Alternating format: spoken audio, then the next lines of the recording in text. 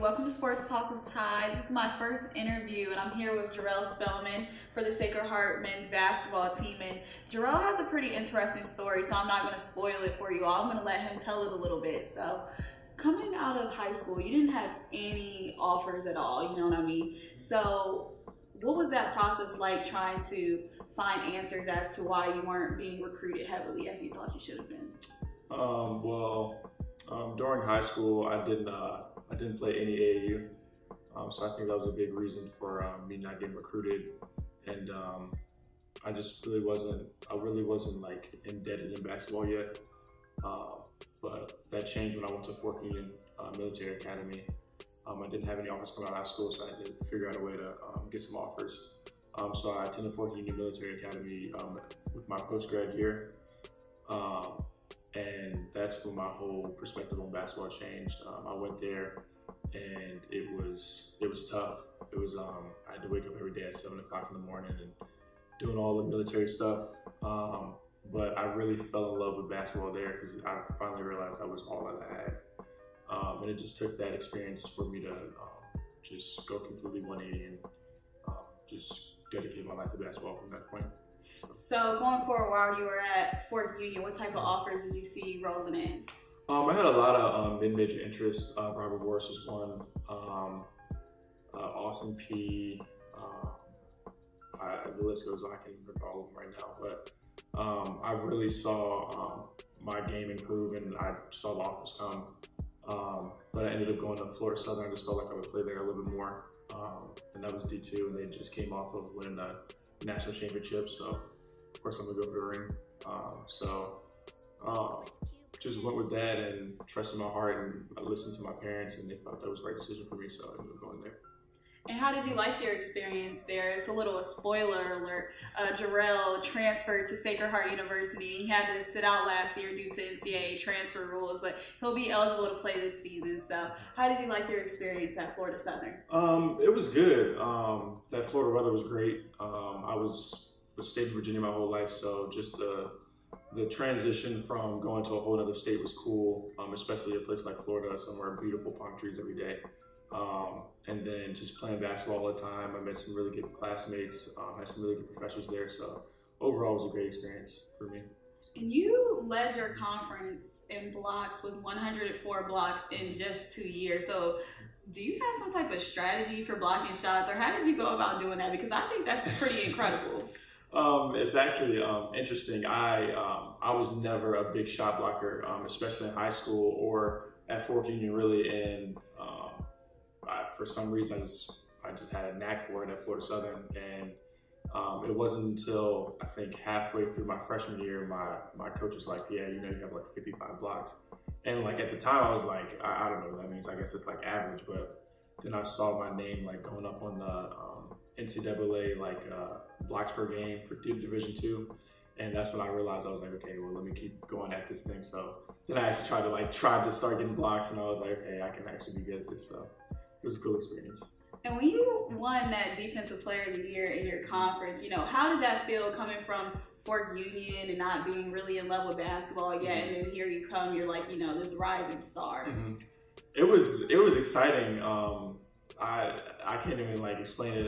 When I first saw it, I was like, man, I just felt good. I had an accomplishment, and then when I broke the school record, it was surreal. I didn't really know how to feel, but I'm glad I did, so my name is engraved in that school history now, so.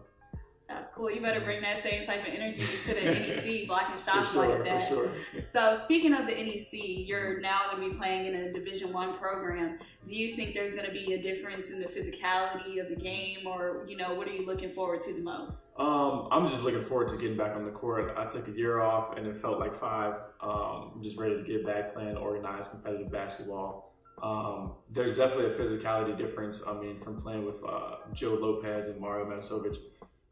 Those guys are one of the best big men in our conference, in my opinion. So playing against those guys really got me better this year, and just competing against those guys all the time. So. And you don't really, know too much about the NEC, but where do you see yourself fitting in?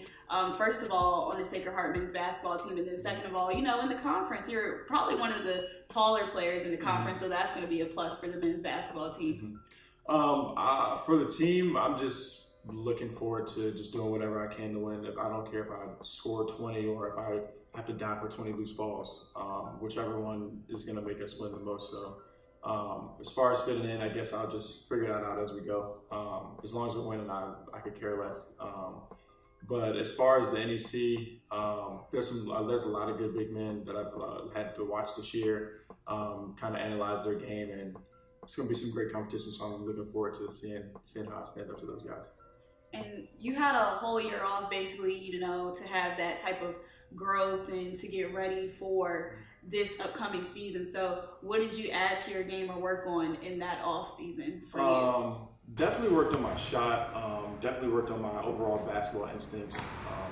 Just playing one-on-one against some of the guys late night coming in here. I've actually stayed over for the second summer session.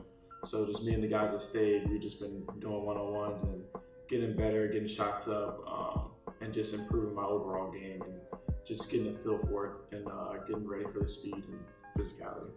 And what do you see yourself bringing to the table with your overall game? Are you going to be, trying to step out and play a little bit on the wing, see a little stretch action out there? I'm going to try to show a little something. I'm going to try to expand my, show how I've expanded my game from Florida Southern and just showed everybody what I've been working on for this past year and a half, or year, whatever. So just pulling all the bags out all the tricks out the bag. So. And then we kind of skipped over this a little bit, but talk about the recruiting process when you were leaving Florida Southern. First of all, what ultimately made you, make that decision? Like, I'm doing so well here, but I think I want to move on. Yeah, that's exactly what it was. I just felt like I was playing really well at Florida Southern, and I just felt like I wanted to play at the best level. Something I always dreamed of my whole life at Division I. So, it's just a dream, and I was like, I'll stick to it. And it's actually kind of crazy. I chose this school because coming out of Florida Southern was like a month went by, I had no calls or anything like that. So I was actually kind of nervous. I was like, maybe I won't play at a Division I school. And then I was actually in the car with my ex-girlfriend, and we were driving towards her campus, and I got a call from Coach Latina.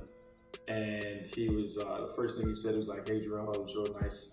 And he was like, the only way I can tell you that I'm serious is if I offer you. So he just flat out offered me right there. And, wow, that's amazing. Yeah, to be completely honest, that's what sold me. I was like, if you want me that bad, I don't think anybody wants me as bad as you do. So I knew I was coming into a great place and with a great coach. So honestly, yeah, I think that's the best way to go about it. And, if somebody reaches out to you with that, I think you jumped on it and took the proper offer from my perspective. So you're going into a team that's going to be fairly young, you know what I mean? You graduated some very notable players who've done some great things for this conference and this team. So what do you think it's going to be like playing with the younger guys and you kind of have to be that authoritative figure a little bit? I'm just going to try to show them everything I learned as a freshman and all the growing pains I had to go through, try to make it easier for them as far as like getting places on time, making sure you sign up for the right classes with the right times with the right professor, and just little things that I can teach them here and there. How to work hard and go hard at practice every single day, and just set a tone and set a standard for the season. I think that sounds very good. Well, guys, that wraps up my short talk here with Jarrell. Look out for him for the upcoming basketball season for the Sacred Heart men's basketball team. And you can catch them on NEC Front Row. Or if they have any televised games, just make sure you check them out. Thank you, and I'll see you all next time.